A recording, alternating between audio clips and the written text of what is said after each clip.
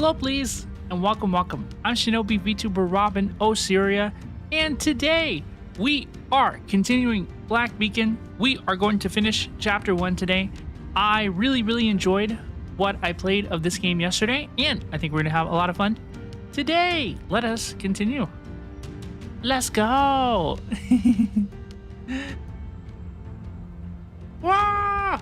I'm really impressed with this game so far. I've really enjoyed it. I downloaded it on my phone, and I think that it actually plays better on phone than it does on the Google Play. I'm playing on Google Play games on PC. I think that it actually plays better on mobile. It's very responsive on mobile. I thought that it was very fun to play. And if you did not know, this is going to be my last stream for the next couple of days. I'm going out of town. I'm going on a little vacay. So I will be playing and keeping up with the game on my phone over the next couple of days.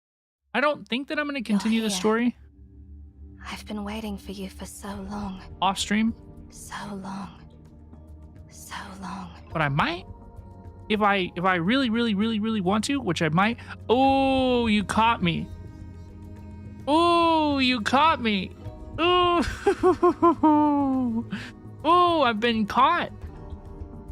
Yes, I did purchase the daily login. As we went over yesterday, this thing gives 100 gems. Okay, and your dailies only give 60 gems. This is a good deal. This is a better deal in this game than it is in other games. Now, I think all of you should stay free to play. I hope that everybody gets every character they want on the first pull. You never have to swipe. I hope that you stay free to play, but I never stay free to play. And if you want to spend money in gacha games, guys, this daily login, this is your best value for sure. Hi, Akid Gamer, welcome. How are you? Hello, please, Lost Off. Welcome. How are you? Look at this. I got 100 shards. Come on, bruh. Give me the loot. Oh, and I get these too. Oops. Sorry, you didn't need to see. You didn't need to see this. It's okay. Are there events for signing in today? What's the idea here? 80 clarity is a claimable daily during the exclusive period. Oh, I just claimed it. There you go.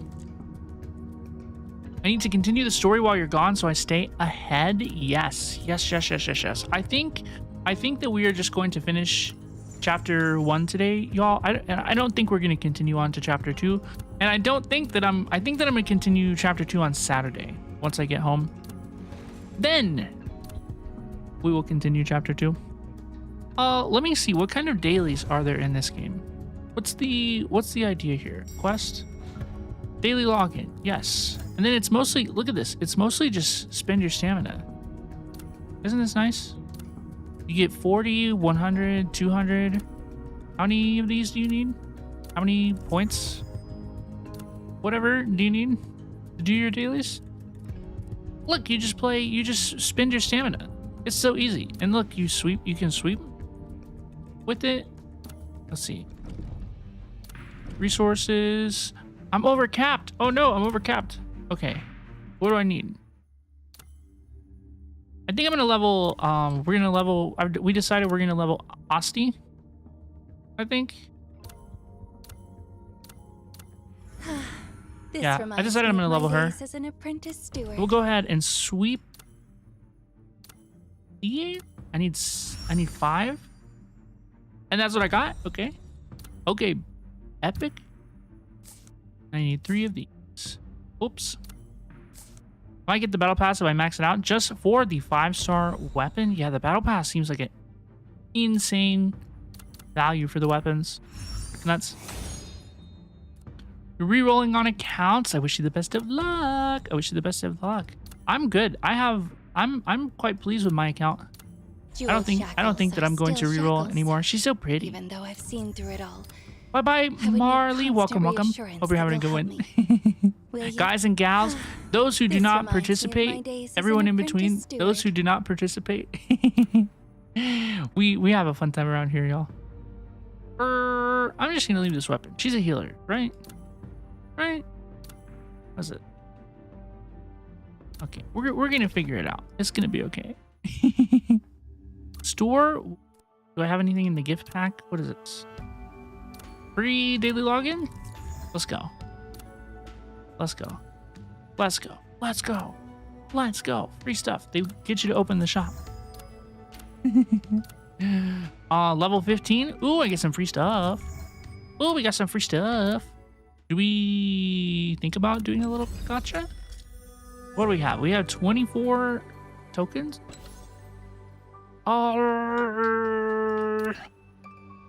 Ooh. Ooh. Ooh. Ooh, I'm tempted to roll for her 5-star sword. I don't know if I want any more 5-star characters. I don't really know if I want any more 5-star standard characters.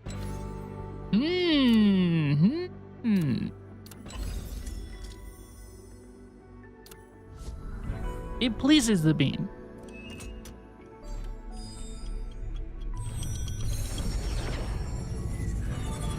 See, it pleases the bean.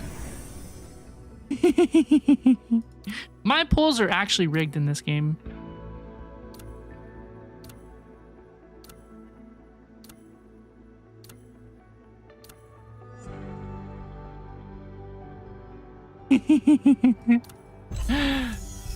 My pulls are actually rigged in this game. This is insane. This is insane.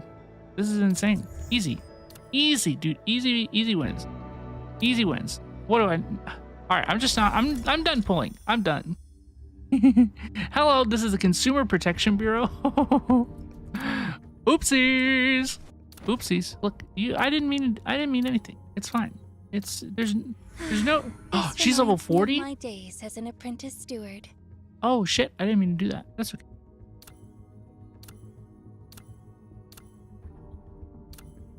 La la la la la la la la la la. Veins of vastness. Ooh, I have to do it first. Yeah. So she's my highest level character. Okay. Come, rain or sun, the umbrella. Ooh, I'm actually. I think. Ready. What order should I put her in? Should we put her? Come, rain or sun, the umbrella is always ready. I want some First, should we get her, activate her healing Behold, first? Witness the descendant of the Lord of Weaponry's might. If you're over leveling anyone, your healer is a good choice. I agree. That makes sense to me. That makes sense to me too. Like she's gonna be around. There are still many matters left unfinished. Let's take care of them before She's the so pretty. Duchess asks. Okay, let's Walk see. in the rain. Walk in the Q rain. Q E Q E Q Q E E E. Guys, I think I figured it out.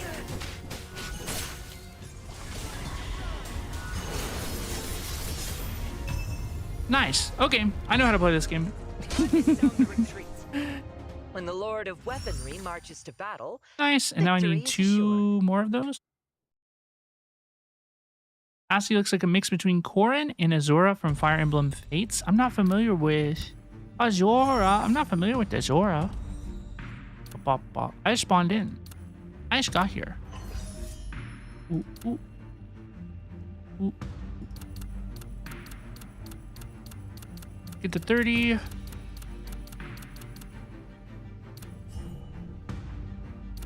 Nice. Nice. Nice. Well, y'all, without any further ado, what do you say? We continue. Let's continue the story.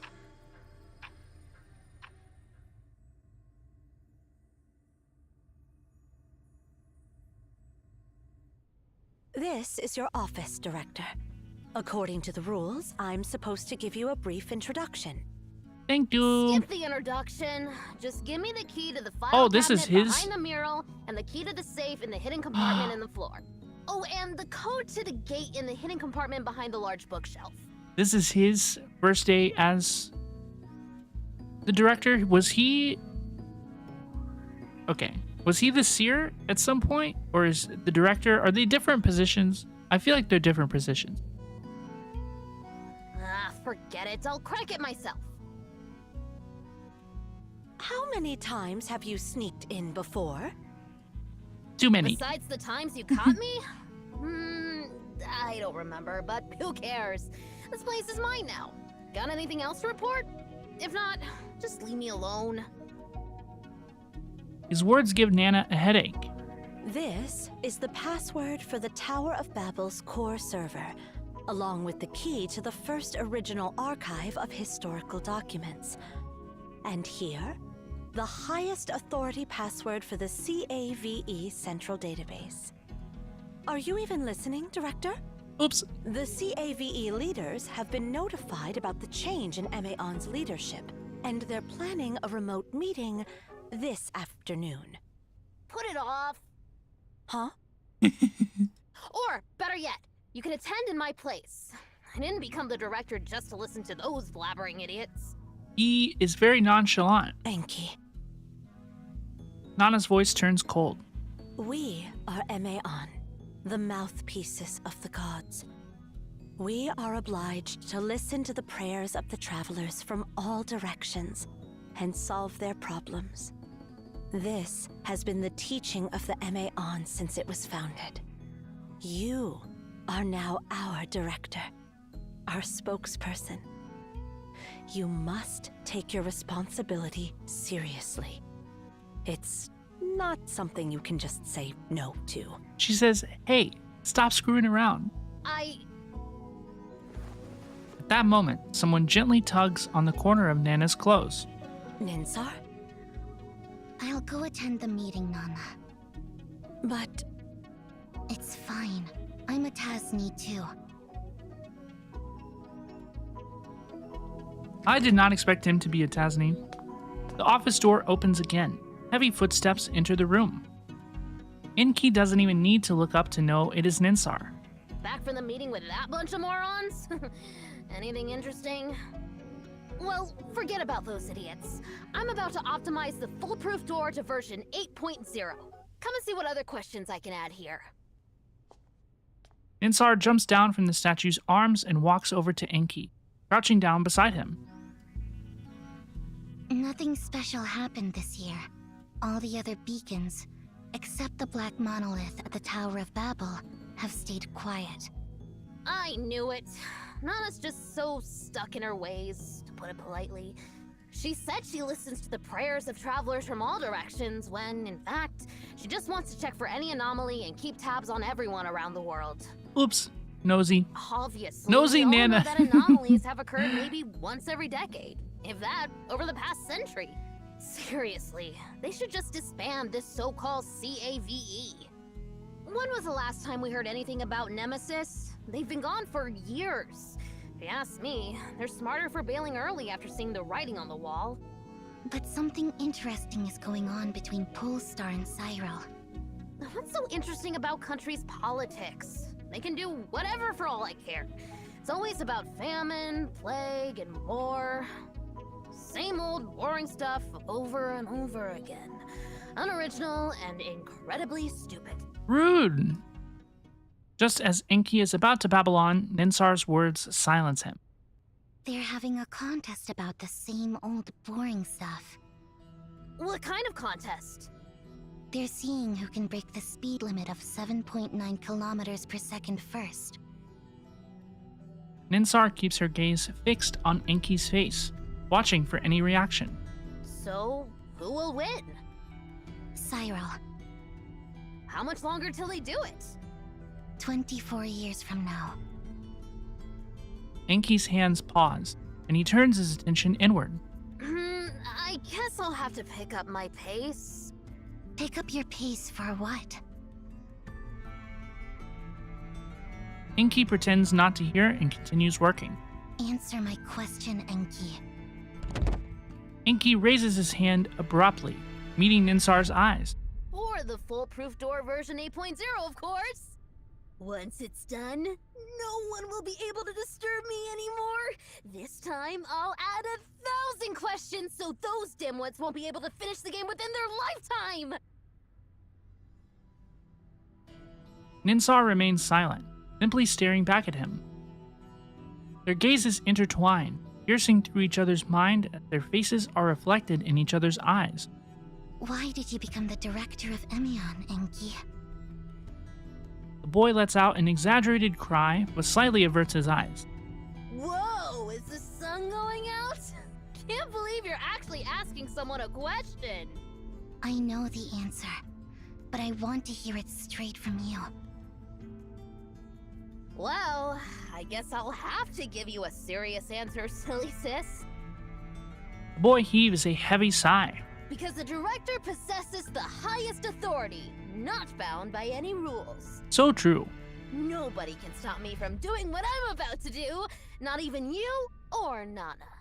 When the beacon is activated next time, Ninsar, I'm going into the library, searching for its end.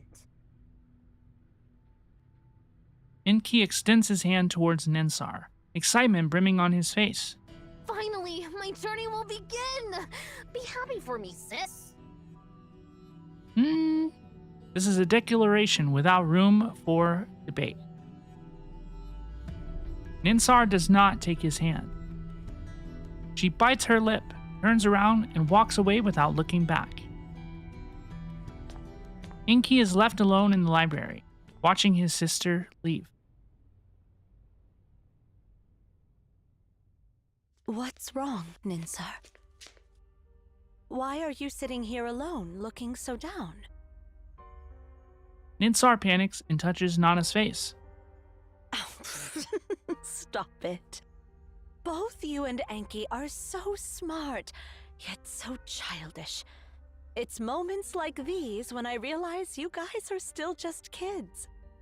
Remember, I've watched you both grow up. I can tell when something's up, even if you're trying to hide it. Smart! Nana walks over to Ninsar and slowly sits down. Nana. I'm here.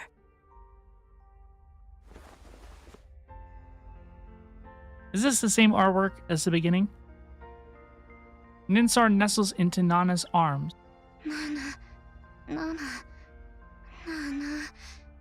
Menhidwana. I'm here. Enki is about to leave, isn't he? Yes. Yeah.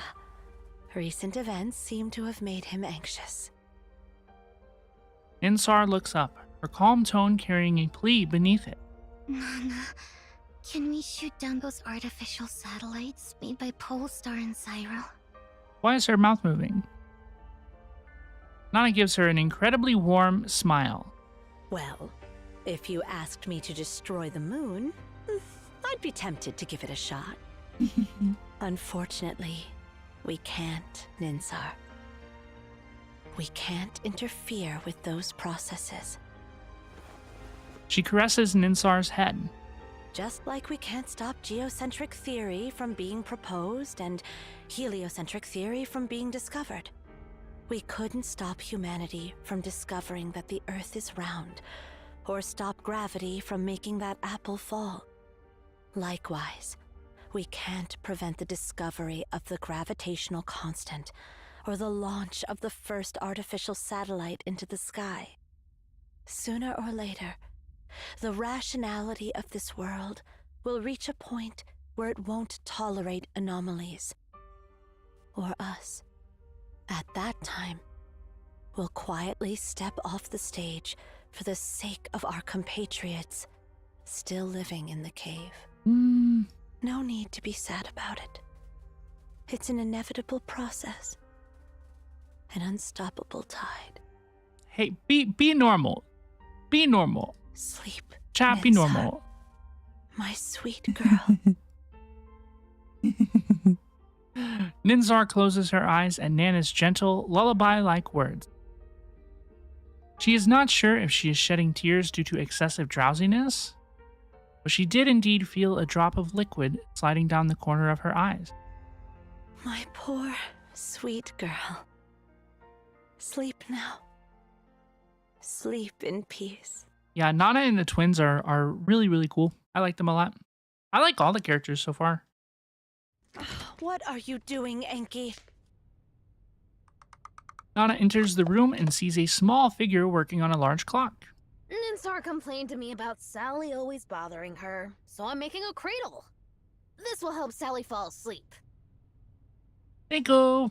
Don't treat Sally like she's some annoying cat. And wait, you're turning Ninsar's clock into a cradle? Isn't that hers? Is there a baby? Did I miss a child? But Sally is an annoying cat. She's No, it's always a cat. following Okay. us around. Oh, fine. Nana resigns herself, knowing she shouldn't dig deeper into this topic. Let's talk about something else. I just spoke with Ninsar, Enki. You shouldn't have made your sister so sad like that. Inky shakes his head with certainty. She wasn't sad at all, silly Nana. It was all an act. She doesn't get sad. I don't think that's true. Fine. Whatever you say.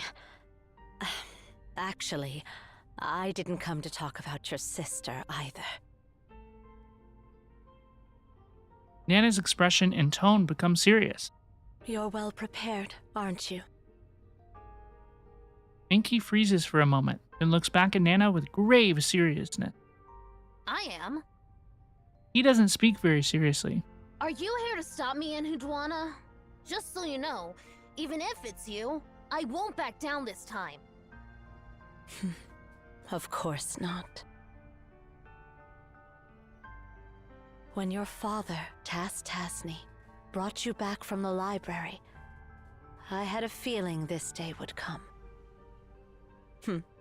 You're pretty much like him, and even more like your mother. The term mother, which Nana has never spoken before, piques Inky's curiosity. Our mother? Yeah, your mother. Nana's face takes on a nostalgic look. Your mom was even more daring than your dad. She gave birth to you while exploring the library, and after entrusting you to Tas, she continued her journey without hesitation. You hear the music swell? It's so good. If it weren't for Tas's conscience, you might have ended up as nutrients for the library, I'm afraid. Huh? Hearing this, Inky's eyes slowly widen in surprise, as if his reflexes are delayed for the first time in his life. That's a shame. Such a shame. Why would he go back for an independent life that only inherited half of his genetic information? I'm sorry, what? Inky, bro. What? Your reaction is truly unusual. But yeah, that's what makes you their child. It's love, Enki. The answer is love. His love for you overcame his faith, and his desire to ensure your survival surpassed his longing for the path ahead. Inky blinks, revealing his truest thoughts to Nana. I don't get what you're saying. Are you talking about the brain's release of phenylethylamine, oxytocin, or dopamine? Oxytocin? Nana smiles and shakes her head.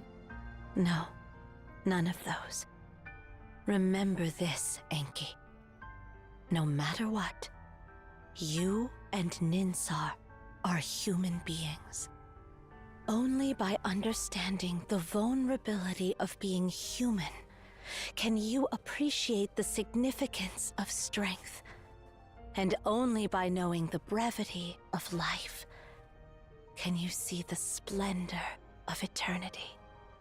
Once you understand what I'm talking about, you'll truly become an adult, instead of a kid driven purely by curiosity. Inky takes a step back. I don't like that look you're giving me. Like I'm an idiot. Well, you are. Nana leans down and ruffles Inky's hair, despite his resistance. You know what? You've been calling others idiots this whole time. Yeah. But you've never realized your own foolishness.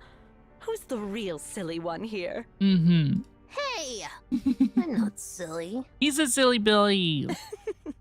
All right, you're not. They're so cute. Her eyes, filled with love and compassion, carry a hint of sadness. I've seen your determination to explore the library. Now, all I can give you is my blessing for the adventure that lies ahead. And Hidwana.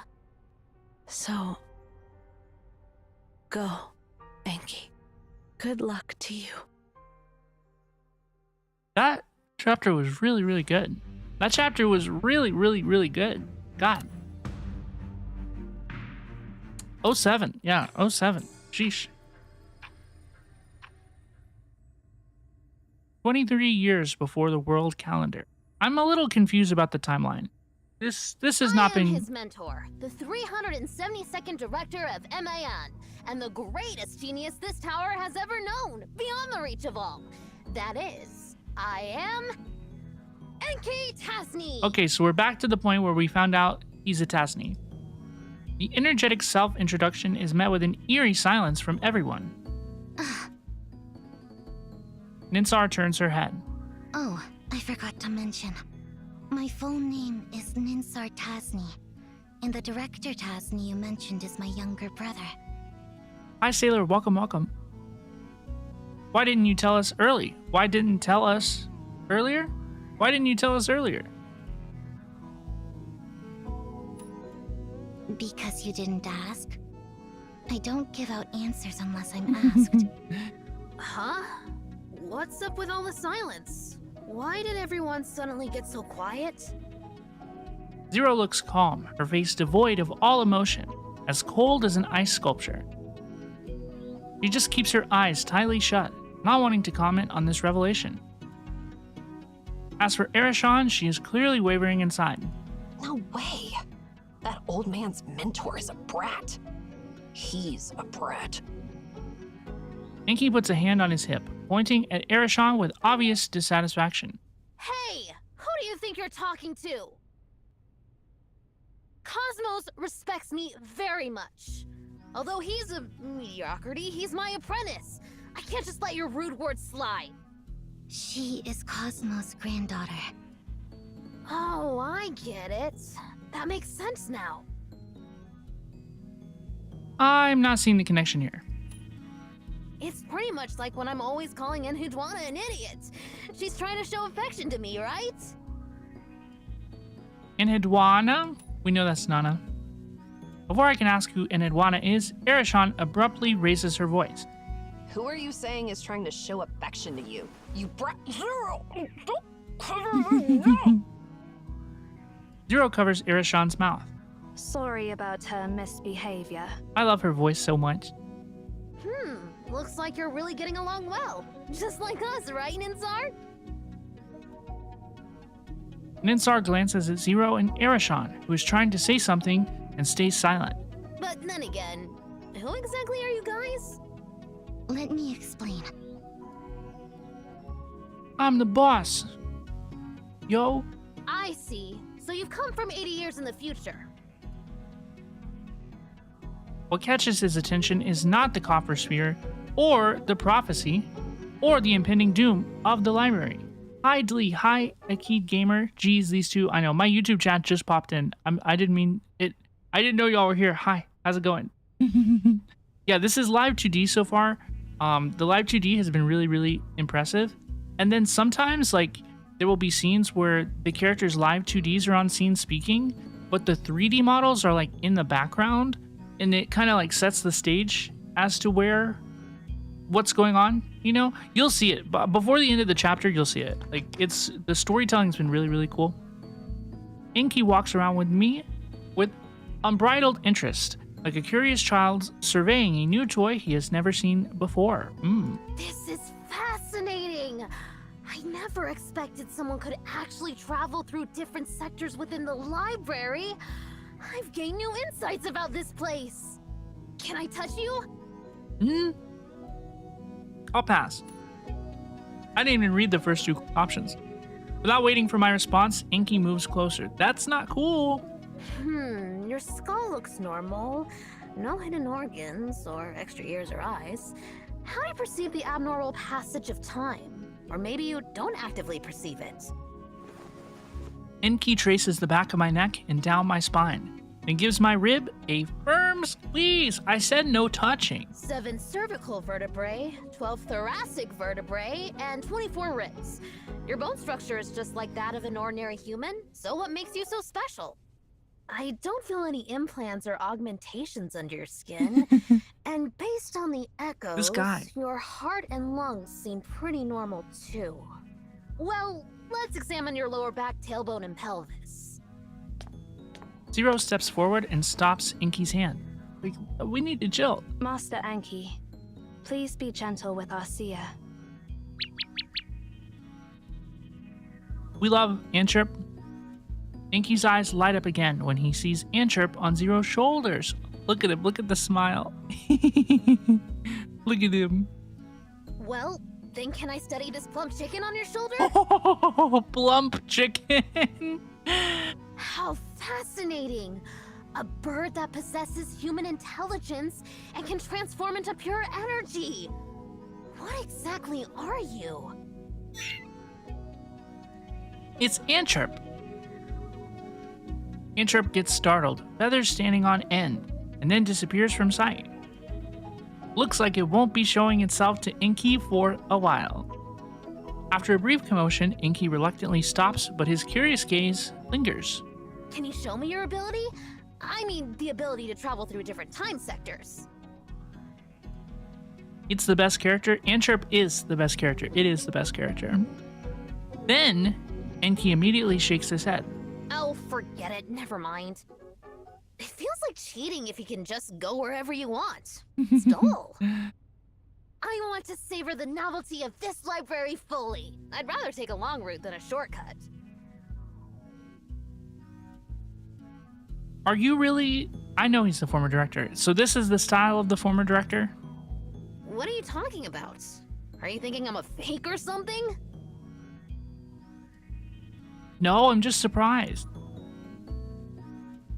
I recount what I heard from Zero about Enki's remarkable achievement. Now it is difficult to reconcile those extraordinary creations with the kid in front of me. Enki's face mirrors my own surprise. The truth verifier? The singularity explosion model? And the complete language? What the heck? I never made any of those. Master Enki, the librarians gave them different names from what you originally called them. The truth verifier is actually the multi-button self-regulating rhythmic hypnotizer. Ah, now I get it. That's a remarkable device.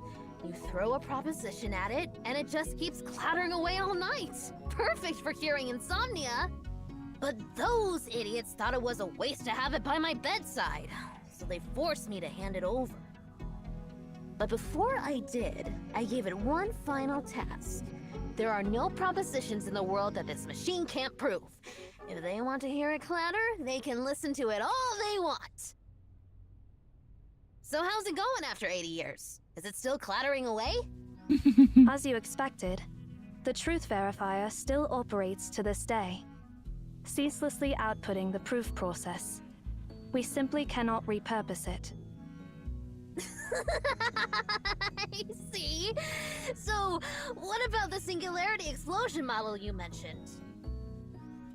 That is actually your personal cookbook called Singularity Popcorn. You made that one. Oh, right. But I thought it was a complete failure. I was trying to calculate the exact space-time coordinates where the shockwave of a singularity explosion would decay just enough to turn corn kernels into popcorn. But the next singularity cycle would take too long for the recipe to come to fruition in my lifetime. So, I chucked that cookbook into the shredder. Wait, did they retrieve it? Exactly. The librarians retrieved that invaluable book from the shredder. Lost Ross, thank you for lurking. I appreciate you. Seriously, I just don't understand what those idiots are thinking. What about this complete language? Which one of my genius creations did they misunderstand this time? That is a brand new language you invented to eliminate all communication barriers between humans. That's pretty sick. Every word in it is as precise as math. Oh, so you're calling it the complete language. Well, that's a way better name than what I had in mind. What did he have in mind? I was going to call it a vulgar language even fools can understand. Oh no! Those idiots speaking different languages keep annoying me every day. So, to solve the problem once and for all, I dedicated myself to unifying all the swear words in Huh? and others into a single language. Huh? Huh?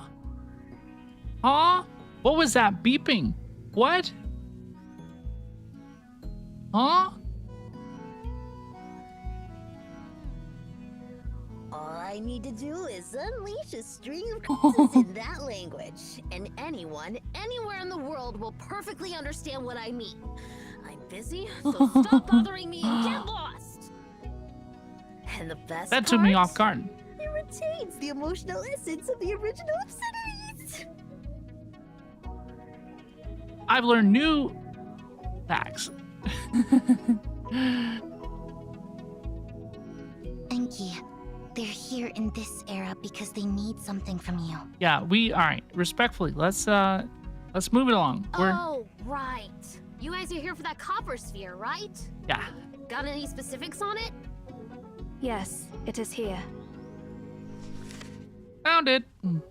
Awesome, let me take a look. Inky examines it, then presses his arms against his sides, declaring energetically. Nope, never seen it before. I have no idea what it is. I knew we shouldn't expect much from this cocky runt. Oh, I see. So you'll not only admire your grandpa, but also have respect for me. Looks like your grandpa taught you well. Admire? Respect? Taught me well? Who are you talking about, you little... Please just ignore her, Master Enki. It's alright. Do you recognize this, Ninsar? Zero and Arishan are funny. Ninsar looks at the picture. You are the source of life. You fell from the heavens to the Memphis River. Your descent was meant for us and stirred ripples throughout the valley. At dawn, you rise in the sky. You exalt the day. You give nourishment to humanity, just as you give them life. Spare us your mumbo-jumbo prayers. I'm translating the text on this sphere.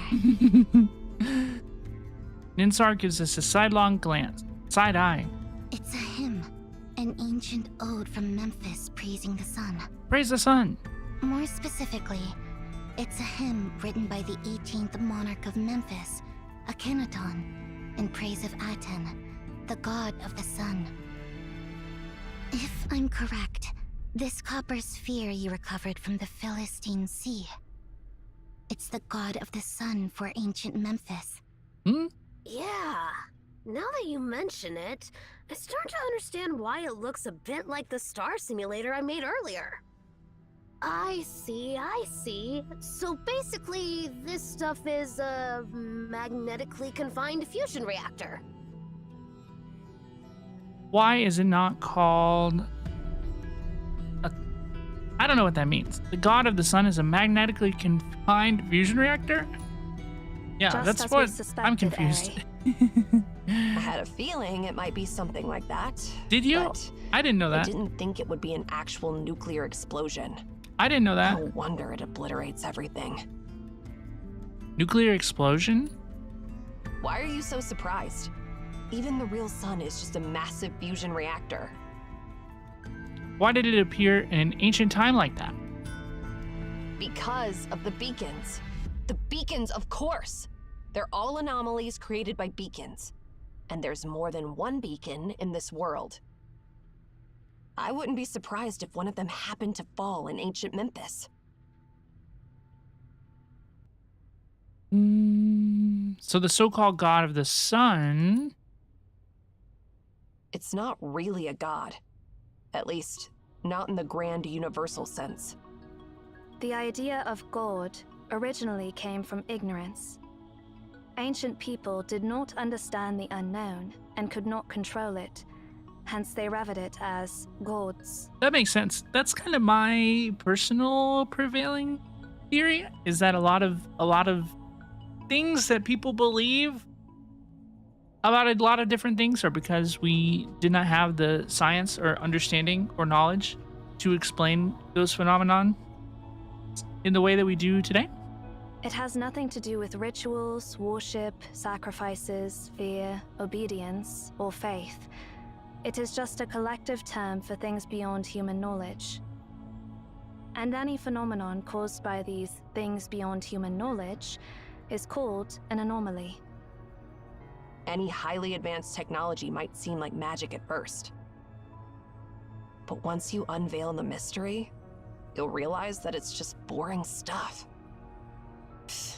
But come to think of it, for early humans, the sun was a celestial body that brought life to everything. For present humans, the sun is a star that constantly produces nuclear fusion inside. Worshipping the sun for humans is like Where's the sun? worshipping farming and production. So, if one can harness the power of nuclear fusion, they essentially harness the sun itself. Even if we keep calling this copper sphere the god of the sun, it's not entirely wrong. I think you're overcomplicating things. Let me simplify it for you. Imagine you throw a light bulb into an ant nest. I understand it though. And the ants start worshipping it as if it's a god or something. Like, I understand what's going on. Now, imagine that copper sphere as something left on Earth by some powerful alien, then discovered by a bunch of monkeys who end up worshipping it like a god. Is he calling people monkeys? Well, that's one way to look at it. Ninsar interrupts the scientific explanations, going in different directions. Anyway, if there's a command that can control the copper sphere, it probably wouldn't be in the language of Memphis, or any human language. It is obvious that this sphere was created by someone else. Let's call them gods for now.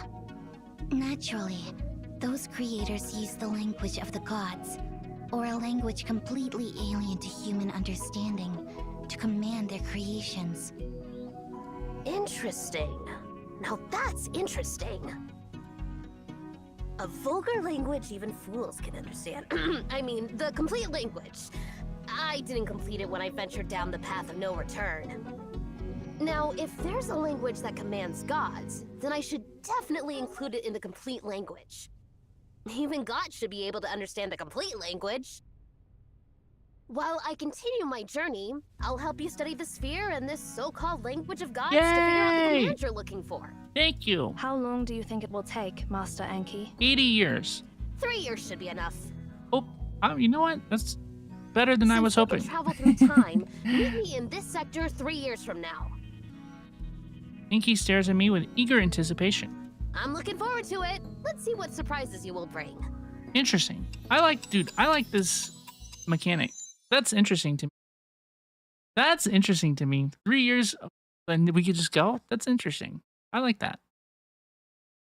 That's a neat plot device. Let's see. 3 years later. Hey fools, if you're actually reading this note, congrats. You made it to the world 3 years later. Okay, we are putting in our full roster of users. Rain or sun, the umbrella is always ready. Let's go. Combat. This is a combat stage. Gaming stage.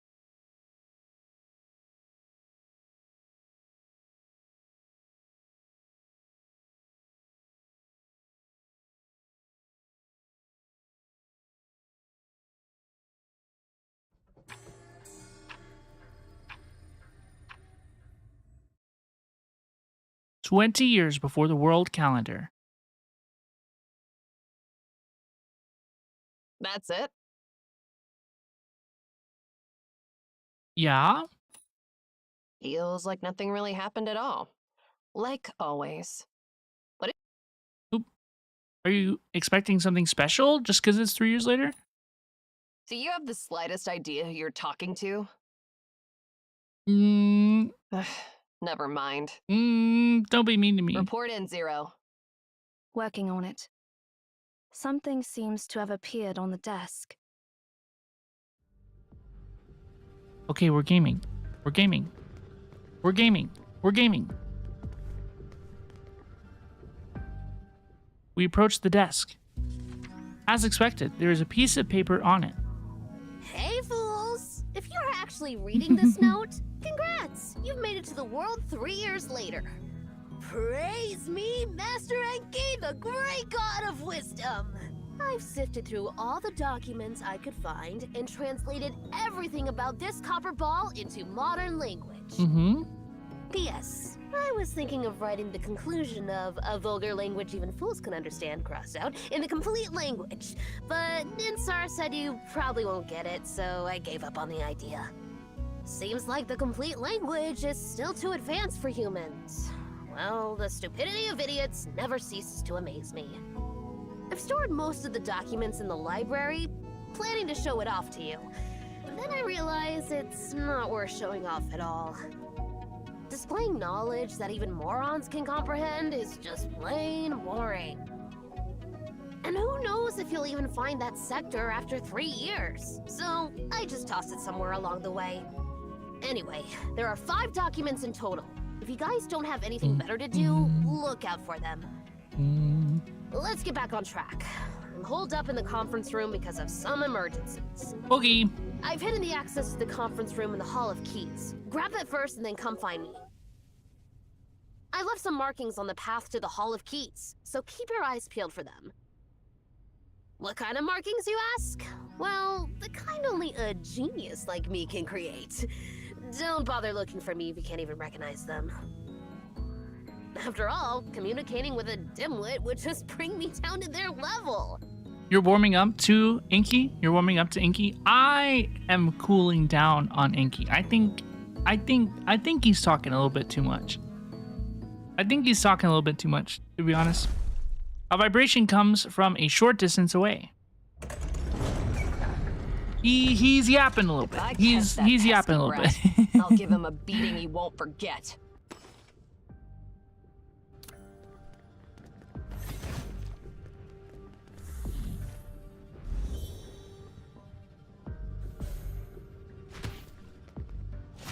Why is this area in shambles? Is it abandoned?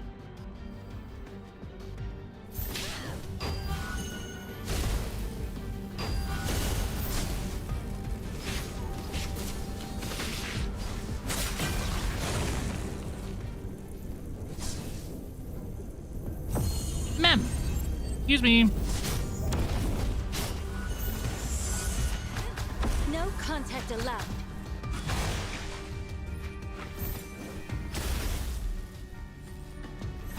I think Inky is better with people he knows. The MC and crew just let him yap. That makes sense.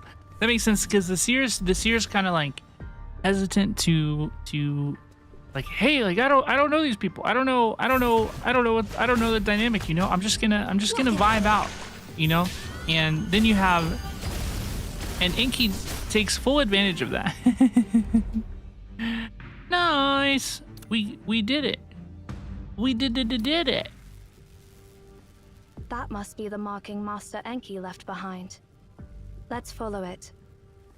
Honestly, the maps are really cool. I like the maps. I like the gameplay. I wish if I wonder, you know what? I wonder if I can solve my problem. I wonder if I can solve my problem. Because I'd really like to...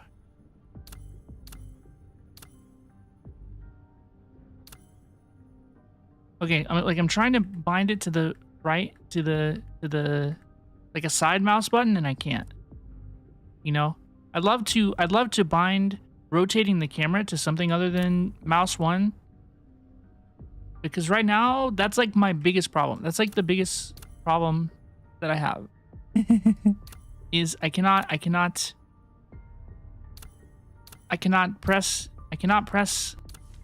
move the camera without also pressing basic attack. That's literally like the #1 problem I have right now. This must be the library Master Enki mentioned in his note. They should make camera rotation a separate keybind that you can assign to anything.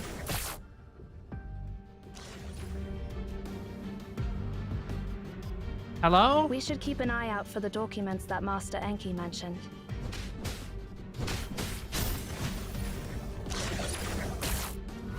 Need an umbrella?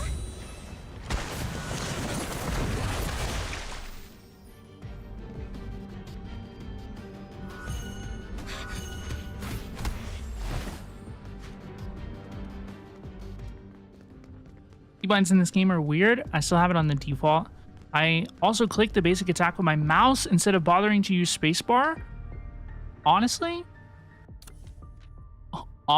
I think I'm gonna do that. I think I might do that because I don't mind clicking the buttons on screen either. You know, it doesn't bother me, but I don't know. I need to be able to rebind move the camera. That would solve like that's like my number one issue. Must be here. Like if I could hold like control or something to rebind the camera while I move around, that would be cool. All things have names. Names wield power, shaping their existence and binding their essence. What do you think? I don't understand a word. It's mind-blowing. I'm starting to like you even more now. Okay, I'm glad I'm saying the right things for Arishan to like how me. Humans managed to control the anomaly. The people of Memphis were truly bold. Yippee! We win. Another exploration stage. I think that some of the stages feel a little bit short in terms of exploration. Like, I'm not sure if that needed to be its own stage.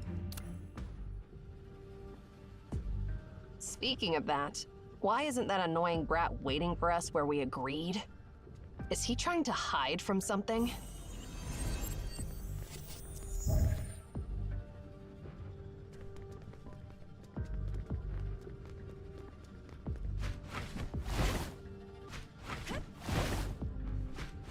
Yeah, I haven't made up my mind.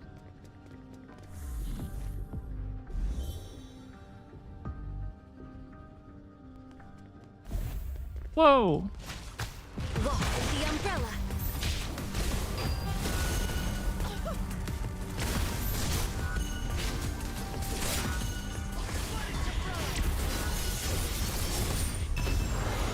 The conference hall Easy. is just below. Let's keep moving.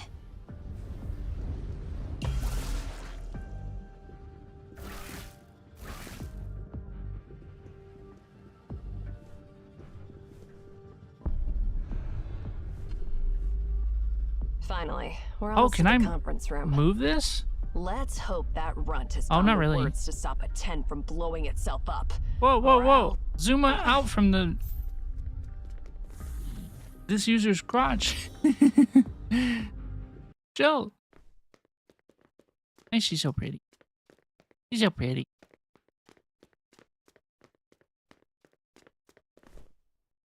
Inky? Dude, can you imagine if we fought Inky? Hey there, fools from 3 years ago. There are little side things that might explain why it's its own stage. That does make sense, yeah. Yeah, they did mention the side books, the books, things to keep an eye out from. There's probably definitely a lot of good reasons. It's just, whenever it's like on the same map and then it moves to a different part, I'm kind of like, Since you've made it here, you must have found the instructions I left behind, right? Did you collect all 5 documents? No, definitely not. Not quite. No big deal if you haven't found them all. Not everyone is a genius like me, after all. Well, in any case, I gathered a lot of documents from the Memphian era and studied the light bulb thrown into the ant's nest. Light bulb? Huh? Aren't we talking about the copper sphere you showed me earlier? Mm-hmm. Aren't you looking for a way to turn it off? Well, I managed to decipher the language of its creator. Inky stops talking and looks at me with obvious pride, as if to say, impressed yet? This is amazing! She seems shocked. Inky seems genuinely satisfied with my compliment. It was a piece of cake, really. But honestly, when I found the answer, I was a bit disappointed. As I thought, those ancient people were just stupid. The language they revered as divine turned out to be so simple. Well, let me start from the beginning. Thousands of years ago, there was another beacon in Memphis, and it created an anomaly that enveloped the entire city of Akedaton, turning it into perpetual night. The only source of light at Akedaton was a metallic sphere that emanated light and heat non-stop, just like the sun. I think it's also because there's a hard mode later on.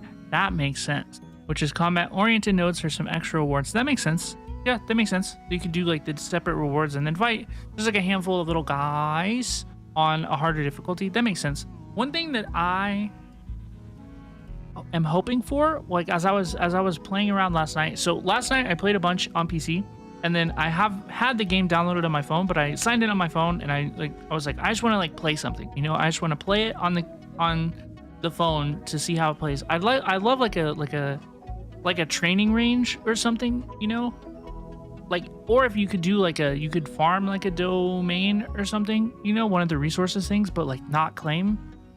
That would be interesting. I would like to see that. I do want something. I want like a structured way to like spawn enemies and that I can fight them to like test new characters. I would like that. Amenhotep, the 18th monarch of Memphis, honored it as the god of the sun. He named it Aten and changed his own name to Akedaton, which means the soul of Aten. The so-called language of the gods recorded in the ancient Memphis documents can be easily understood by any math professor in our time, and even more so in your time. If you've been to school, you should understand its true nature. In the Memphian language, Aten is referred to Aten, where A stands for 0 and 10 stands for 1. In their literature, all prayers related to Aten consist of only these 2 syllables. Okay. Seriously, it's getting tiresome explaining something as simple as a language with 2 elements. What's it called again?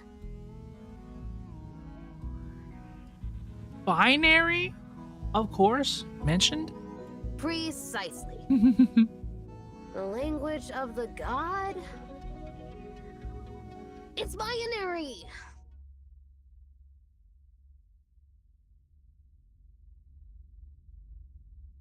It's funny how millions of people worship the god of the sun, trying to please it with their prayers. But in reality, the god was waiting for them to give it commands. It responded not because it was happy, but because they happened to stumble upon the correct code. I've delved into your era over the past 3 years, of course, mostly with information provided by Ninsar. It makes me laugh whenever I think about Akhenaten's capital city. It must have been like a keyboard, with each prayer being a key.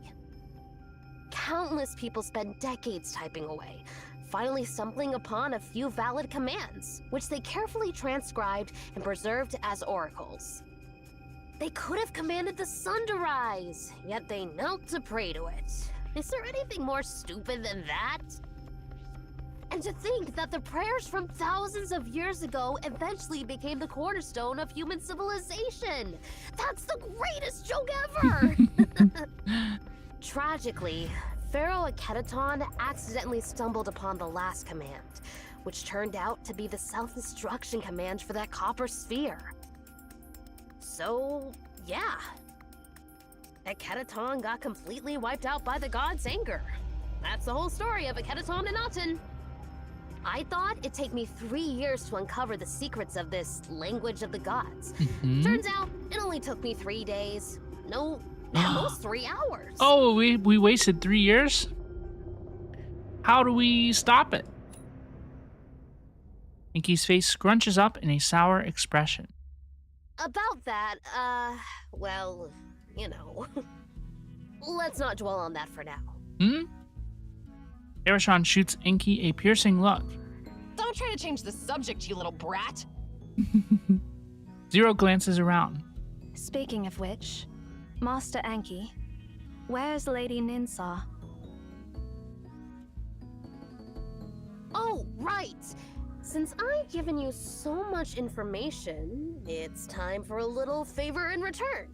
Hi, Caretaker Saxon. I skipped that chapter. I'm not sure what you mean. Also, I'm a she, but hi. Welcome. Thank you for the follow. How's it going? You've gotta help me before I tell you the divine command to stop the sphere. Fair deal, right? There's been a little dense. It's been a little thick. Being the director of Emmett means you get to be a little cheeky. He's been a little too cheeky. It's been a little dense. Sometimes when Inky speaks, Oh, Inky skipped a chapter for how to stop the code. Oh, yeah. Why didn't he study the response on how to finish, how to like stop it? I don't know. Honestly, Inky today, he talks a lot, and my brain is like, I'm having trouble deciphering what things he says are important or not. He's kind of yapping a little bit. What are you talking about? He's cracking Aren't you some a director jokes. Too? Actually, not long after we parted ways with you, I had an argument with Ninsar, and that's why I'm hiding out here. Oops. She's probably furious with me right now. Let me see.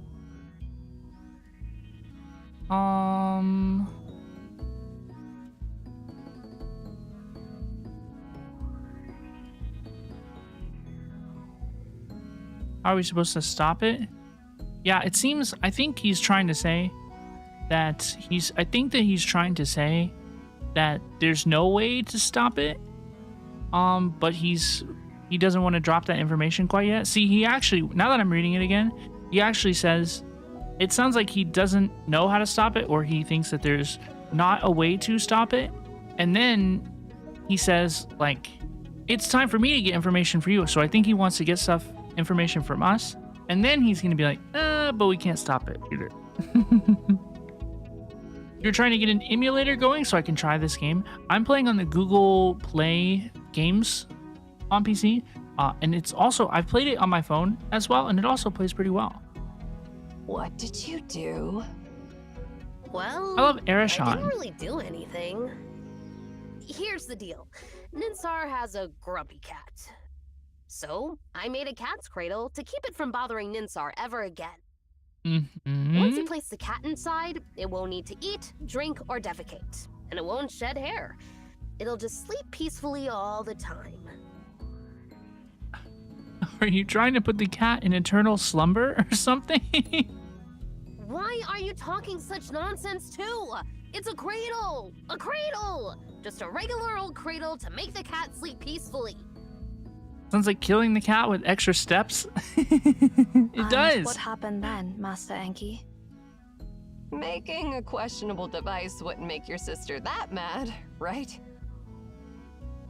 Enki averts his gaze.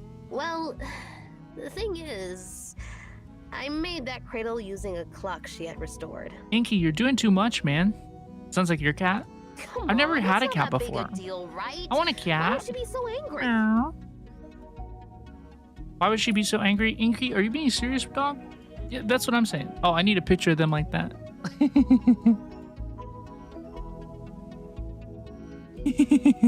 Master Enki, with all due respect, you really brought this upon yourself. Is it really that bad? Hey, you! Is it seriously that bad? Do you really have to ask? Pretend not to hear his words. I do not dignify you with a response. She was furious when she found out. She even tried to stuff me in that cradle. Old cats sleep all day. Your cat is over 18. Oh my gosh. Oh my gosh. That's what my puppy did. My puppy was 17. She passed away recently. I'm so sorry to say. But yeah, she would just sleep all day. So I kind of know what you mean. I managed to run away and ended up completely separated from her. Anyway, please help me out. I have no clue how to calm her down this time. Okay, we will help. Inky, you know what, dog? We will help. Yeah, I wish I could sleep all day too. It seems like a pretty good deal. That seems like a good deal. No, I'm blah. I am going to, I'm going to get up and use the restroom real quick and refill my drink. I'm going to take a quick little break. We'll be back in about 3 minutes. Welcome everybody. I hope everybody's having a good day. Hello, please. Thank you so much for the follow. Welcome. I hope you're having a good one. Very nice to meet you. I'm Robin. We are going to play ads during the break. I play ads during breaks so that people don't have to watch ads during the actual stream. So if you get an ad, you won't miss anything. Thank you so much for understanding, and thank you so much for hanging out with me. I hope everybody's having a nice evening. When I get back, we are going to finish chapter 1 and continue enjoying Black Beacon. So hope everybody's having a good one. I will be RP.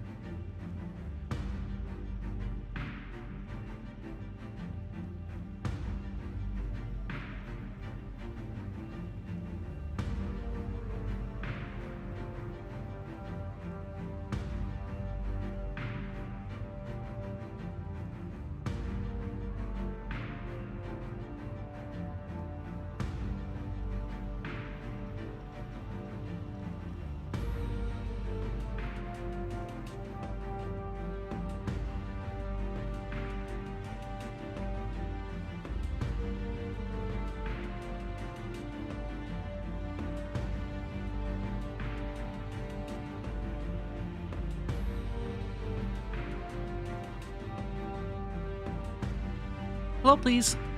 Hello, please, and welcome back, everybody. Welcome back. I hope everybody's having a good evening. I hope everybody's having a good time today. I hope everybody's enjoying the game. I hope everybody's been enjoying Black Beacon. I've really enjoyed the game. I really enjoyed the game. Thank you so much, everybody, for rocking with me, enjoying a little Black Beacon with me. I hope everybody's enjoying the game. If you would like to send me a friend request, my UID is pinned up at the top of the chat. I would be happy to accept friend requests. I wonder if I've gotten it. Do you think I've gotten any? Yes. Los Ratos? Is that? Who the heck is that? Hiya Papaya? That's Los Rostock. Oh, we can give to each other mutual aid. We can send presents to one another. Yo. How cool. Excellent. what is this game about? So this is a RPG hack and slash 'em up video game. It is a gacha game. There is gacha. It's one of these hee-hee-ha-has, of course. But in this game, you play as the Seer. It is basically about the premise of the story is that this is a world where the Tower of Babel is real and has continued to exist and accumulate knowledge throughout all of human history. And it was like built all the way up. They just built it all the way up into space and stuff. And it's super, super cool. We have to like protect the secrets of the tower. Humanity can't know about everything that goes on in the tower. And we're like the new director of the tower. We oversee its like operations and are charged with investigating its secrets and stuff. So the story is really interesting. I'm actually really enjoying the story. I'm enjoying the premise of the game as well. The combat is 3D action. It's not an open world game, but there are stages that you navigate in a 3D way and do combat. So it's pretty fun. I enjoy it. I like the characters. The character designs, like she's real pretty and she's real pretty as well. And the gacha mechanics, if you're into all that, seem to be pretty fair. I would compare it a little bit to Zenless. Just a little bit. Hi Vixinity, welcome. How are you doing today? It's so good to see you. Welcome. It's pretty fun. I like it. This is a new game that just came out on Thursday. Did it come out on Thursday? Right. I'm really enjoying it so far. Yes. Let's continue the story. We're gonna finish chapter 1 today. Y'all, we're gonna finish chapter 1. Yippee! I can't remember which philosopher said this, but only the ignorant can marvel at the wonders of creation. What of the omniscient? Will they never be able to experience the indescribable splendor of the world? Perhaps due to being born in the anomaly known as the Library of Babel, she is gifted with eyes that see through all things in the world. From the moment of her birth, she has seen through all the answers of this world. To her, this world is transparent, holding neither unknowns nor surprises. Those born on the summit can never truly understand the joy of an adventure as they ascend the peak. Knowing the answer to everything, she is haunted by the feeling of infinite emptiness. The splendor of this world was reached billions of years ago, in an instant, a mere fraction of time. Everything existing today is but the aftermath of that explosion, a fading solace. As far as she can see, humans would exhaust their lifespans in their futile attempts at reaching the gate of truth. No matter how much they struggle, the outcome won't change. She does not expect too much from something with a fleeting existence that will soon fade away. That section went hard. That went hard as hell. Do you know the answer to the library, Ninsar? I see. I probably won't play it yet, or maybe ever. Gachas are a commitment. They are a commitment. But so far the story is really good. I'm enjoying the entirety of the game. I believe I've answered that question many times. We didn't hear it, did we? Inky giggles. I keep asking this because not even you know the answer. You're being mean. Ninsar sighs as she looks at the black monolith. It holds the final questions that not even she can answer. Where did it come from? Who created it? Why is it standing here? Why did it bring the anomaly into the world?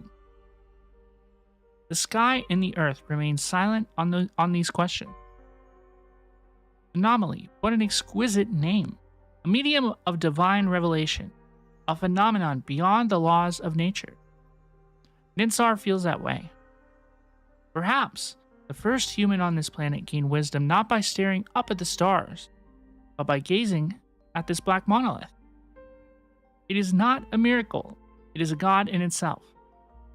The transformation of matter and energy within the library occurs without any loss, and even entropy can be freely reversed.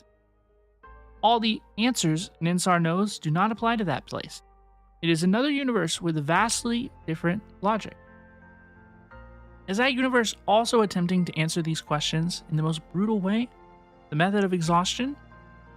She does not know the answer. All she knows is that humans, who can't even reach the gates of truth in their own world, will never reach the end of the library. Their exploration is futile, utterly worthless, a pointless journey destined to yield no answer. But why? Why are there still people who embark on the path of no return?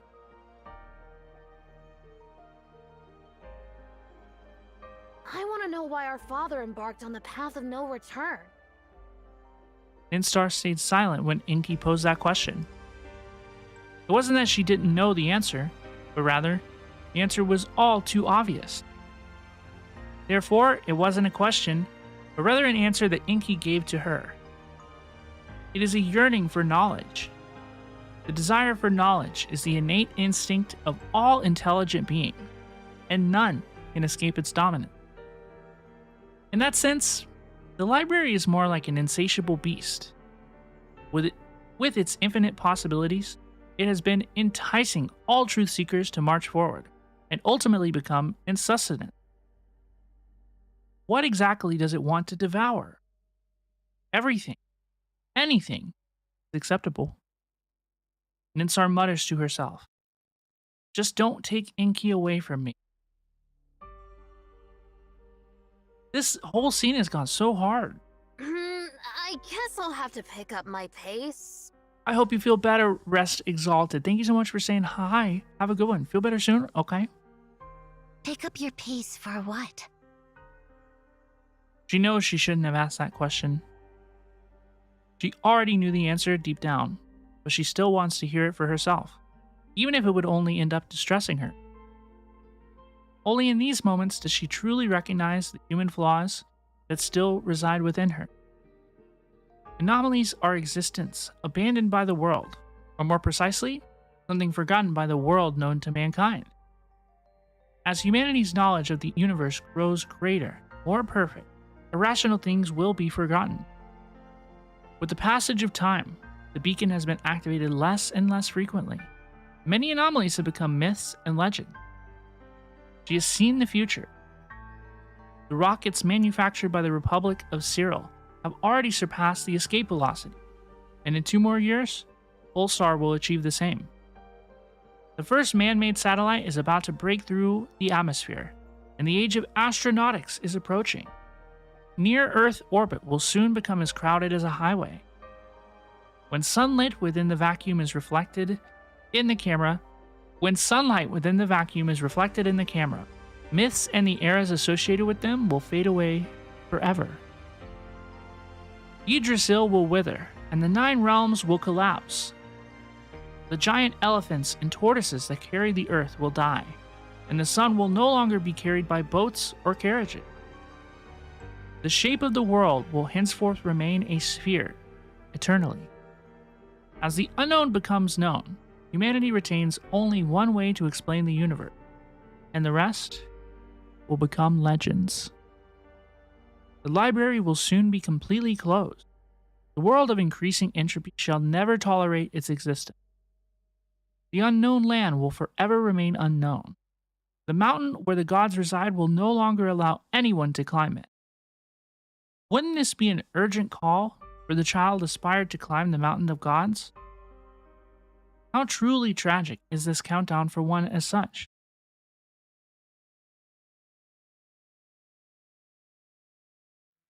Every time Ninsar woke up in the middle of the night, she would instinctively reach out to touch the space beside her on the bed. But one day, when she opened her eyes and realized that the scrawny figure was no longer on the pillow next to her, when the tower was no longer filled with his laughter, she knew that the fateful day had finally come. And she, too, had to depart. Towards the unknown.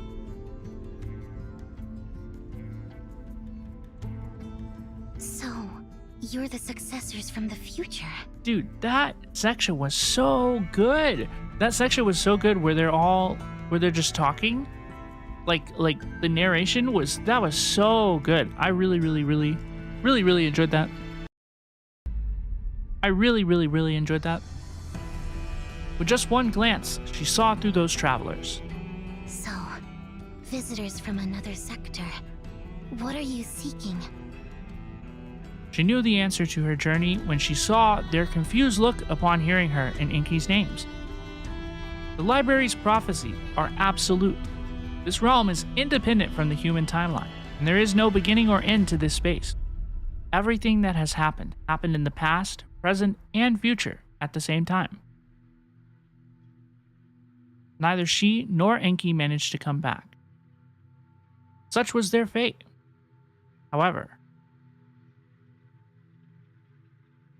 they never came back?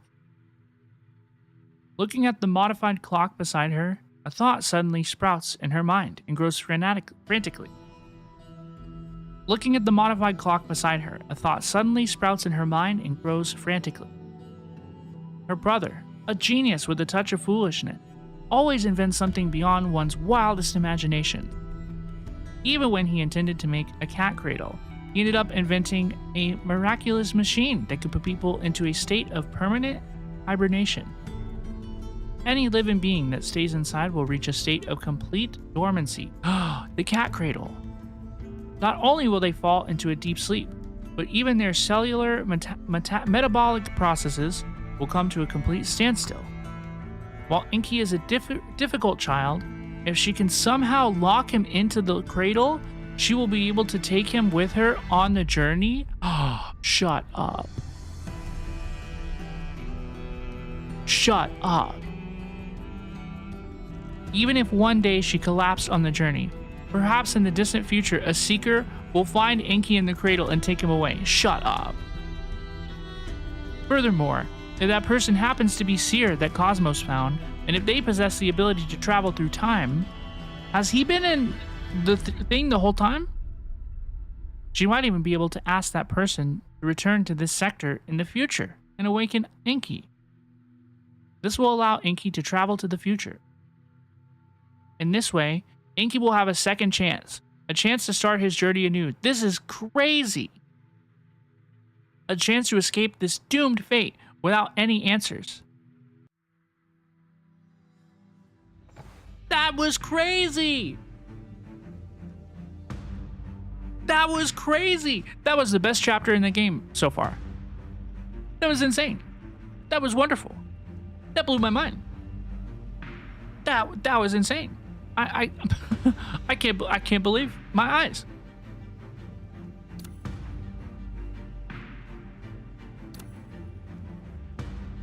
Onwards. Wow.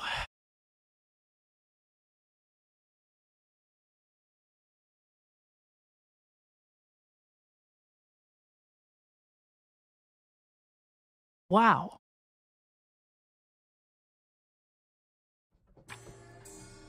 Cradle of Peaceful Rest. Anyway, please help me out. I have no clue how to calm her down this time. He uttered those words. Zero and Erishon's gazes simultaneously grow serious. Erishon draws out her scythe, while Zero immediately picks me up in her arms and jumps away. In the next moment, a huge clock breaks through the wall like a wild horse, crashing through the place where we were standing and slamming into Enki, who was still dumbfounded. Whoa! Why is it coming again? Ari. I've got this.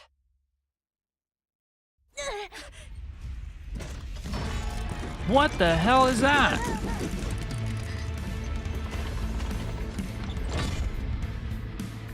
Hey, pesky brat! How am I supposed to make this monster stop?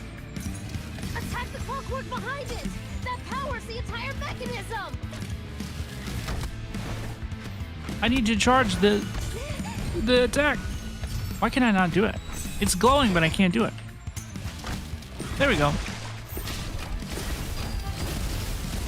Wait, we We can make good use of this large gear.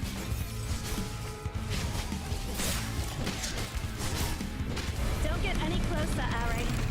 Something is off about that clock. I don't need you. The dodging, I'm bad at the dodging. I'm not like, Cradle here is equipped with a star annihilator. I'm not doing well. Technically, it's Oh, but dude, we put the viola thing right on it. purposes.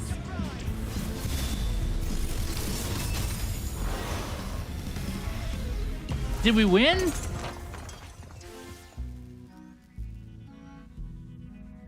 The clock falls down, its hands flying and gears scattered all over the place. Erishon, who has just dismantled the clock with her bare hands, is gasping. How ridiculous. Who in their right mind would add so many weapons to this so-called cat's cradle? Right? Inky trots up to the clock and stomps his feet in frustration. No! Why did you smash my cat's cradle? It's a gift I made for Ninsar. Bro, it started running around and fighting us. Why did you... this invention took me so much time, and you just... Let's stop calling it the cat's cradle. Let's call it the resting bell. Is that what we're calling it? Did we just invent this out of nowhere? Inky's face instantly lights up with joy. Huh? Oh, that's a great name. You got a good account, Florence and Tin. Bulls, we are so back. Congratulations, Marley. Congratulations. Is that what you should care about? Right? That's what I'm saying. He drops his head again. Well, the point is, such an awesome name will never get used. I don't think you should focus on that either. I wink at Inky, signaling him to look further away. Not far away, Ninsar is standing with Mare, watching the farce come to an end.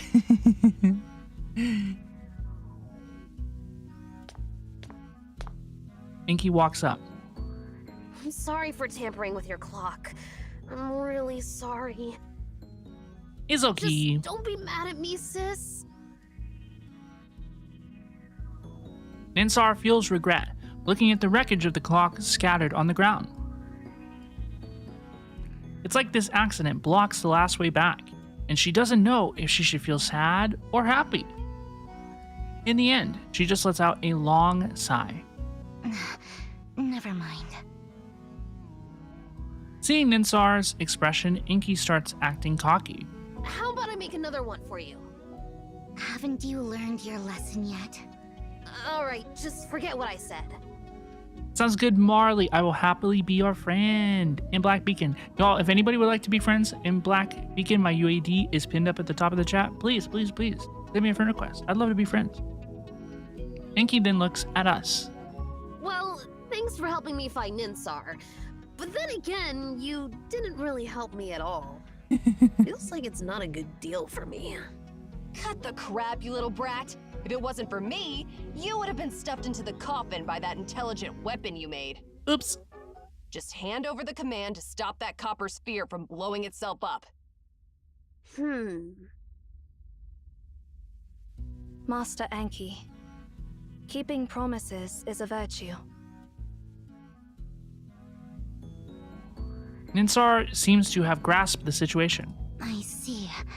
It seems my silly brother bragged to you about something he hasn't actually figured out. Oops, has that ever happened before? It's true that he figured out the grammar of the language of the gods without too much effort. But knowing the grammar and knowing the specific words are two different things. For the past 3 years, Enki has been trying relentlessly to decipher the command to stop Aten from self-destructing. Unfortunately, there are very few examples left in the ancient Memphis text, and he didn't have enough material for semantic and logical analysis. That's why the progress has been slow. Oh, yeah, that's what happened. There should be a complete list of Aten's commands in this library. No, I mean, there has to be. But heck, how am I supposed to find that list in this mountain of books? Finding a particular leaf in a forest might be easier. Or maybe just give me more samples of Aten's commands. If you want me to find the answer, you should at least tell me the full riddle, right? But what's left from the era of Memphis is either mutilated or too vague. He is completely giving up. In short, I don't know how to stop Aten from blowing itself up.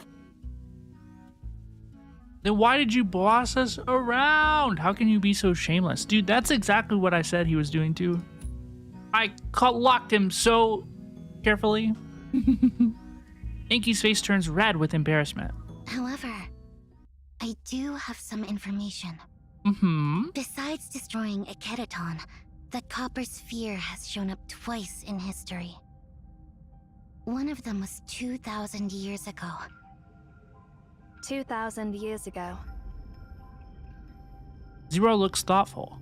Back then, Obed was under the rule of the 5th Emperor of the Arsacid Empire. Exactly. Actually, Aten was taken by Emeon at that time, before it got lost for some unknown reason. 2,000 years ago, that was the last time Aten shone in history. Perhaps you should go back and ask the people of that era. Maybe they can give you more valuable information. Thank you. You're welcome. Oh, I should have picked the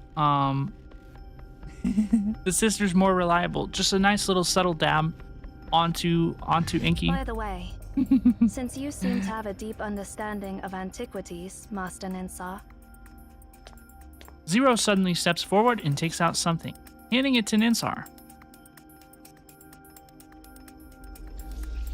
The hell is this? I spare a glance and realize that it is an armor fragment from that unidentified giant. Do you know anything about this? Ninsar barely glances at it before coming to a conclusion. This belongs to Darius. Looks like you got caught up in some unexpected incidents before arriving here. Zero thoughtfully puts away the fragment and purses her lips. Oh, wait. Inky suddenly remembers something and starts gesturing dramatically. Do you have something else to share? Wait, are you being sarcastic? Yes. Ugh, forget it! I just remembered something. Inky looks at Arishan. Eri? Well, Cosmo's granddaughter. Inky continues before Arishan lashes out. So, it was you from the future who asked Seer to come to me and get the command to stop Aten, right? Arishan freezes at his words. Indeed. If what Seer said is true. Oops. Now, this is bad. Really bad. What is wrong with Aten's divine words? Haven't you realized it yet? I wouldn't have bothered investigating Aten's divine words if it weren't for your arrival. You sparked my interest in this field. If I hadn't met you, how would I know anything about Aten's divine words? Why would I have studied such a thing? A shiver runs down my spine as I realize the implications of his words. However, Ninsar remains calm, her amber eyes seemingly having seen through everything a long time ago. Inky, on the other hand, waves his hand innocently. Be careful. The prophecy may actualize itself. Well, that's all the help we can provide. Oops. Farewell, my unexpected friends. Bye-bye May we now. meet again in the future. We go back. Back to the future?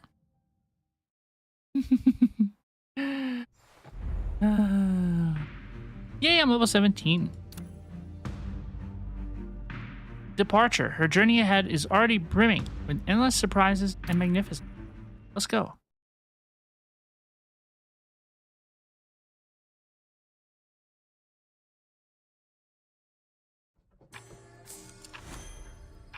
Departure. Inky and Ninsar watch the future successors disappear from sight. Inky lets out a lazy yawn. Aren't you sorry for letting them go? What are you talking about? Why would I be sorry? I'm talking about that Seer. You actually want to study their inner workings, right? Can't believe you've actually held yourself back. Hey, I don't. Inky shakes his head. I already examined Seer, and based on biological characteristics alone, there's no doubt the Seer is as human as us. As for deeper differences, they can't be studied simply through dissection. I don't want to ruin such a precious specimen. Cosmos is truly amazing to have found such an intriguing toy. It surpasses my imagination. I'll shower him with praise next time I see him. Call me a specimen. Yeah, I've been telling you for a while that your seemingly mediocre apprentice is anything but ordinary. Ninsar suddenly recalls the eve of her departure. Are you leaving too? You are Enki's apprentice. How interesting. I can't see your answer. Perhaps you'll reach greater heights than Enki in the future. Crazy how killing God is the first mission we get. Dude, this game's crazy. I'm flattered. Master Enki is a true genius, while I'm just an ordinary person who is lucky to have made it this far. Not many admit their mediocrity. Cosmo smiles. I don't think mediocrity is a derogatory term. A genius is like a lone bird, rejecting everything and having no place to rest. While mediocrity is like a tortoise, knowing its limits and moving towards a single goal. Eventually, the tortoise reaches greater heights. Ninsar chuckles. A mediocrity with sharp words. What a shame that Enki hasn't seen your true nature. You've... Oops. Cosmos maintains his casual demeanor and changes the subject. You have beautiful eyes. I believe they will reflect even more valuable things in the future. May your journey ahead be filled with endless surprises and magnificence.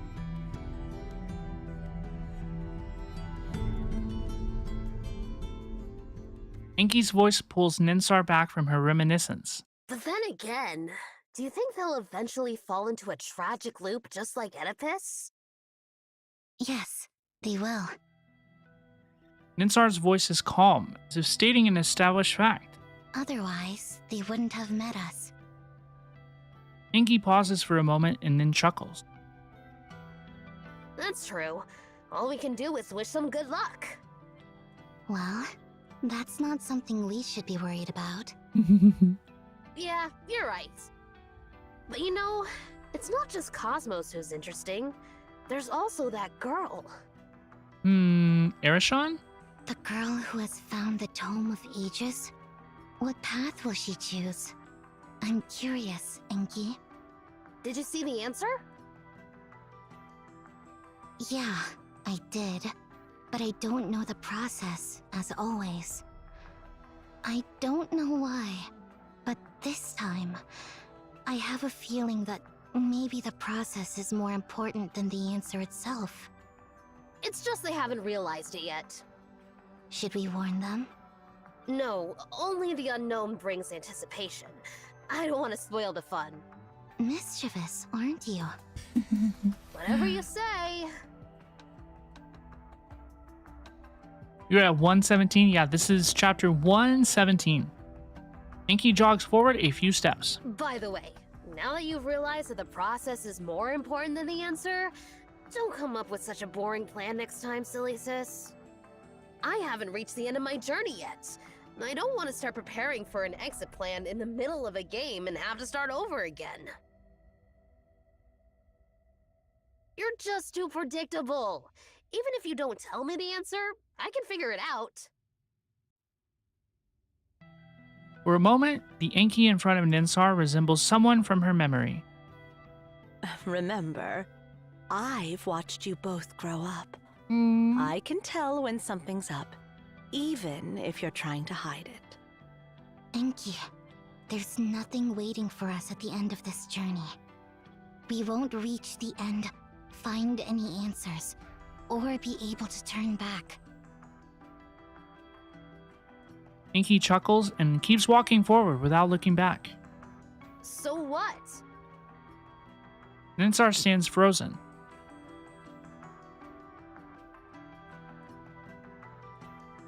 She has always known that her brother is more curiosity incarnate than a human being. What is about to happen? Unfazed by fatigue or pain, he is cared only about moving forward from the moment he was born. Forward. Keep pushing forward no matter the cost. Even if he stumbles and gets hurt, he will accumulate and absorb knowledge to go further. He never turns back, never even considers it. His bright eyes always focus ahead, seeing only what lies beyond. Watching his retreating form, Ninsar feels a sense of unease. Why? Why wouldn't he stop? Why wouldn't he look back? Why would he leave her alone and embark on this journey by himself? Ninsar reaches out her hand towards Enki. Don't go. No matter how hard we struggle, we are bound by our limited lifespan. As long as we are limited by our mortal bodies, we will never reach the end. Don't go. Don't go. Don't go. Don't go. Don't go. Don't leave me behind. Suddenly, Enki comes to a stop. The boy, who has never looked back before, decisively turns around and takes Ninsar's hand. What are you waiting for? He pulls her along, jogging forward. Let's go! Ninsar's eyes widen. Can't you, for once, consider your true desire, silly sis? Out of everyone here, you're the one who wants to see the end the most, right? Aww. She wasn't sad at all, silly Nana. It was all an act. She doesn't get sad. But does that mean they're going on the path of no return, which means they're gonna die eventually? Is that what it means? I mean, we all die eventually, but y'all know what I mean. Nobody's ever come back from the path of no return, right? His words are not just a stubborn retort. He has always known that his sister is a brilliant fool. To her, a world without surprises or expectations has lost its value long ago. Only the library remains, the last unknown place, the final mystery to unravel. She has mistaken her excitement for fear to the point where she can't even distinguish between the two anymore. That's why he must embark on this journey, so that his silly sister will follow and step into the vast world. Oh!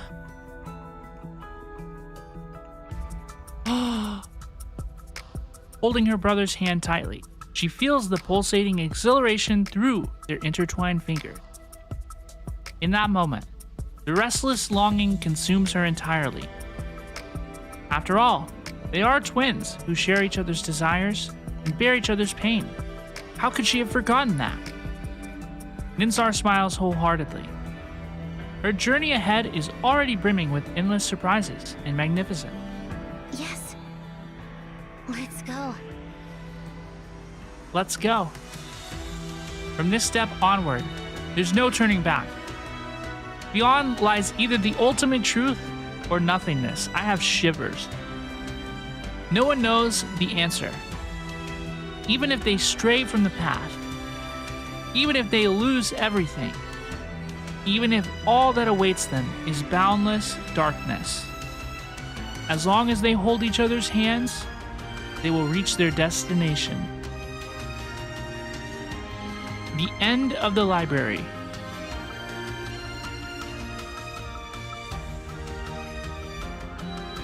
What waits at the end of the hexagon? For every Eminon, that has always been the ultimate question. No one has ever reached the end, and no one has ever returned. Therefore, the question remains unanswered. Everyone yearns for the ultimate answer, and that is why they all end up on the path of no return. However, we talk about the music, it's so good. What exactly is the answer of that ultimate question? At the end of the journey, the answer lies not within the library itself, but within ourselves.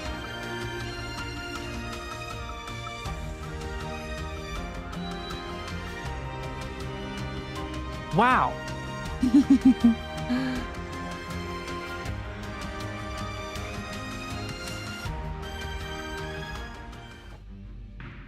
Wow. That was really, really, really good. That was really good. That was peak. That was awesome. That was like the best part of the game so far. That was awesome. Ooh, it's the lady again. Here you are. Hello.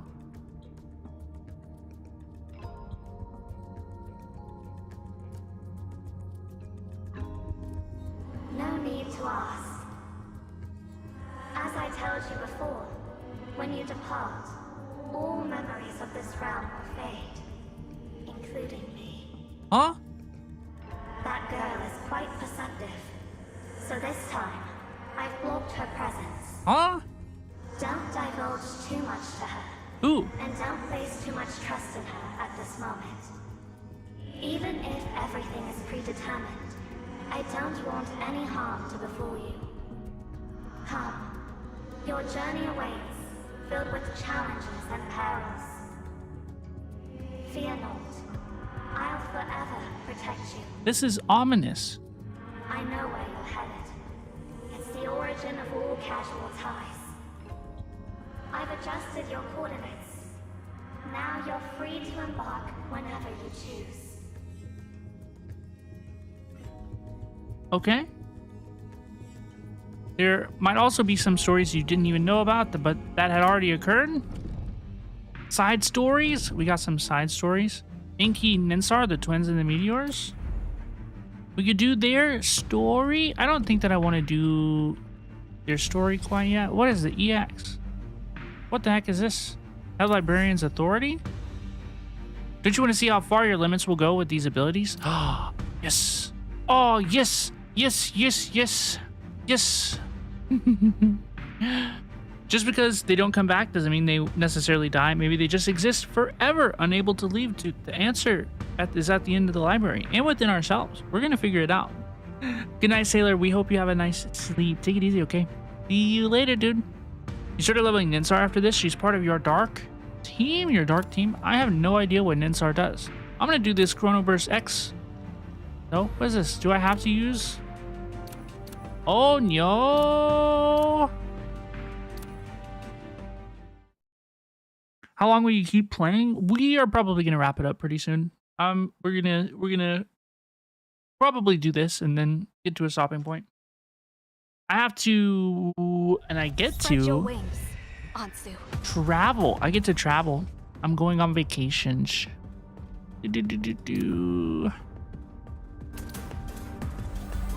I will be back on Saturday, which is when we will continue Black Beacon. I think that I'm going to wait and play the story on stream. I don't think that I'm going to play the story off stream. I might, you know, if I do, I'll let you know. I'll be like, hey guys, I really wanted to play the story, so I kept playing the story. I might, I don't know. I don't think that I will. That's kind of unlike me. I do a lot of story stream content, stuff like that. So I expect I will continue. But yeah, if you want to add me off stream, I have it installed on my phone. I am going to keep up on my dailies and stuff while I'm on vacation. All my other games that I play though, like my daily logins expired today, and I'm just gonna take a break. I'm just gonna take a little break. And that'll be nice advertisement, and that will be nice and restful and rewarding as I go on my vacation. I don't think I need to delete your account. Your other account. It'll be okay. You know, I doubt I'm gonna fill up with friends. I doubt that I'm gonna fill up with friends. What is this? What does it say? Do I need to do? Oh, is this hard? Is this hard? Are we chat? Are we at the end of chapter 1? Because I do want to play. Yeah, clear the first 5 chapters. Okay, so we get 0. The boss fight.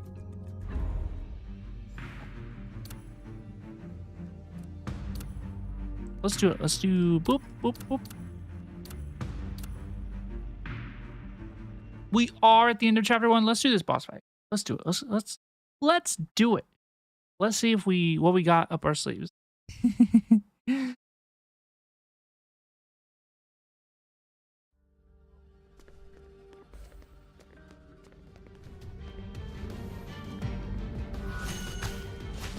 Walk with the umbrella. Take a seat.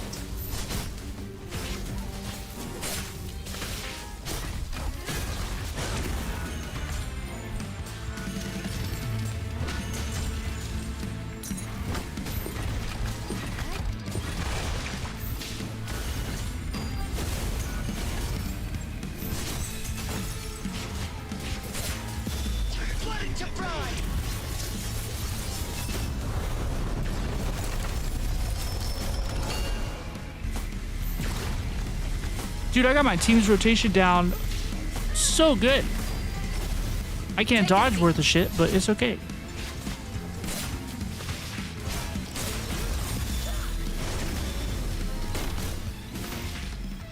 Easy. Easy fight. Sound the retreat. When the Well Lord of done. Weaponry marches to battle.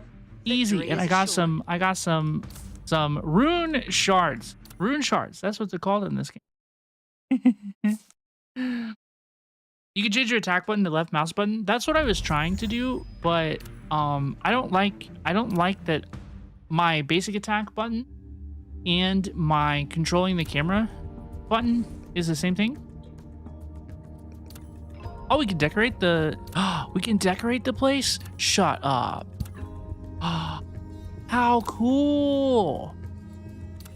Neat. Neat. We can put pictures and stuff. How neat. I love it. I love it. It's not working properly.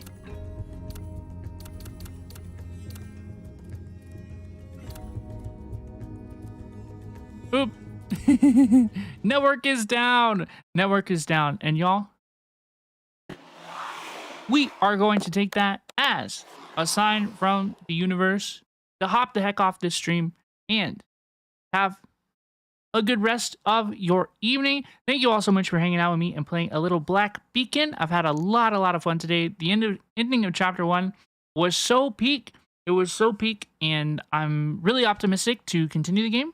And I'm really excited about this game, and I've enjoyed playing this game quite a bit. I've really enjoyed it. If you did not know, I will be going on vacation soon, like imminently. I'm going on vacation imminently. And I will return on Saturday. So our next Black Beacon stream will be Saturday, April 19th, where we will start chapter 2 and continue to play through the game. So thank you all so much for hanging out with me. I really appreciate you. I really appreciate you. I don't think we're going to raid today. I think we're just going to hang out and hop out of here. But I really appreciate you, Marley, and a key gamer who says their father could be dead. I think it's a waste to go on the path of no return. It could be. It very well could be. We're gonna find out. Lost Ross has basic attack, skill 1, skill 2 on JKL, like in the web fighting games. Yo, that's crazy. That's whew, so you just two-hand on the keyboard? That's crazy work. That's crazy work. Hi and bye, Jonathan. I hope you have a good evening. I am out of here. That is the end of our stream for today. Me, am going on vacation. I will be back Saturday, where we will play more Black Beacon. I really enjoy the game. We will start chapter 2 soon. And yes, I'm looking forward to it. I'm continuing this game. This is going to be one of my main games moving forward. And I hope everybody enjoyed the stream. Until I see you on Saturday, please take care of yourselves. Be good. And bye-bye now. Have a good rest of your day.